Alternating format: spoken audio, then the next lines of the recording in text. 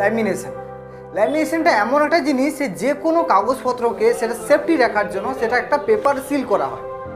তো এই paper seal করতে গিয়ে অনেক সময় অনেক ডকুমেন্টস ফেঁসে যায়। মানে কি, দেখা যাবে আমি ল্যামিনেশন করে দিয়েছি, পরবর্তীকালে সেটা কেটে আমাকে কোনো স্ট্যাম্প মারতে হবে। এরকম অনেক সময় অনেক সমস্যায় পড়তে হয় যে ল্যামিনেশনটা তুলতে পারে না, ঠিক করে না তুলতে পেরে সেই কাগজটা নষ্ট হয়ে যায়। তো অনেক ক্ষেত্রে এটা হয়। তো যারা ল্যামিনেশন করে, মানে আমাদের মতো দোকানদাররা, আমরা যেভাবে ল্যামিনেশন করতে হয় সেভাবে করে দেই। এইবারে পরবর্তী যদি কোনো কারণে যদি এটা তুলতে হয় না, বিভিন্ন রকম সমস্যায় পড়ে। দেখা যাবে আমরা অনেক সময় তুলে দিই, আবার অনেক সময় তুলতে পারি না, অনেক সময় ডকুমেন্টস ছিঁড়ে যায়, এরকম বিভিন্ন ধরনের ব্যাপার হয়। এবার যদি কোনো পদ্ধতি অ্যাপ্লাই করে একটা যদি ল্যামিনেশন করা হয় না, যে পরবর্তীকালে সেইটা খুলতে কোনো সমস্যাই হবে না, এরকম একটা পদ্ধতি আছে। তো এইসব পদ্ধতির মধ্যে একটা আছে তোমাদের পদ্ধতি, খুব সুন্দর পদ্ধতি একদম, মানে আমি আগে জানতাম না যে এত সুন্দর এটা হয়। তো আমি জেনে তোমাদের সাথে একটা এক্সপিরিয়েন্স শেয়ার করছি, মানে কাজের পদ্ধতিটা শেয়ার করছি।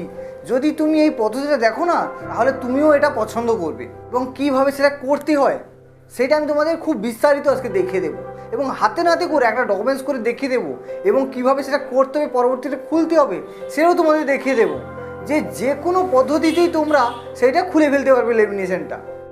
তো বন্ধুরা দেখো, আমাকে একটা কাস্টমার এসে আমাকে এই দুটো কাগজ আমাকে ল্যামিনেশন করতে বলেছে, আর বলছে যে এমনভাবে ল্যামিনেশন করো যে পরবর্তীকালে আমি এই দুটো খুলতে পারি। এটা একটা অ্যাডমিট কার্ড, একটা রেজিস্ট্রেশন সার্টিফিকেট।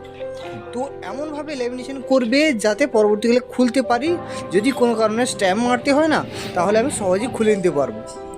তো আমরা কি করি যে স্বাভাবিকভাবে এরকম দুটো কাগজ সেট আপ করে বসিয়ে ল্যামিনেশন করে দিই, পিছনে অনেক সময় কাগজ রাখি।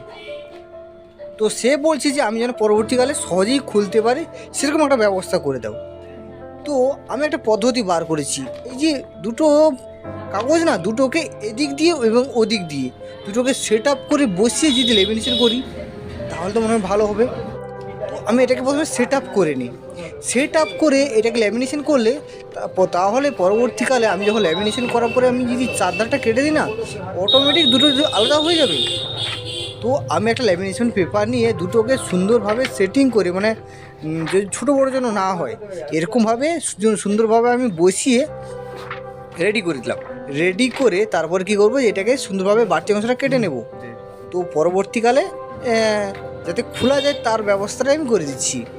তো এইভাবে আমি সুন্দরভাবে কাটিং করে নিলাম কাঁচিটা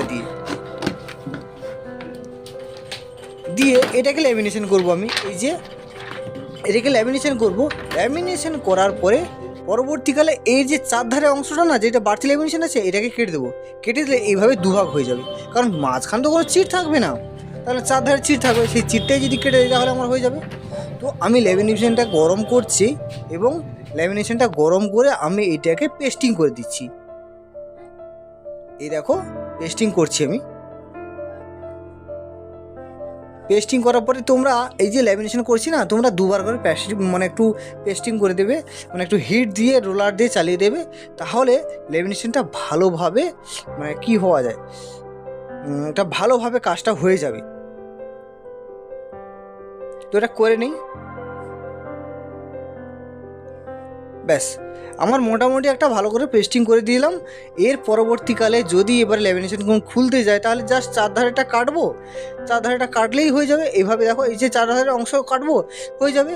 তো এরকম ভিডিও পেতে অবশ্যই চ্যানেলটা সাবস্ক্রাইব করে। ধন্যবাদ, দেখা হচ্ছে পরে।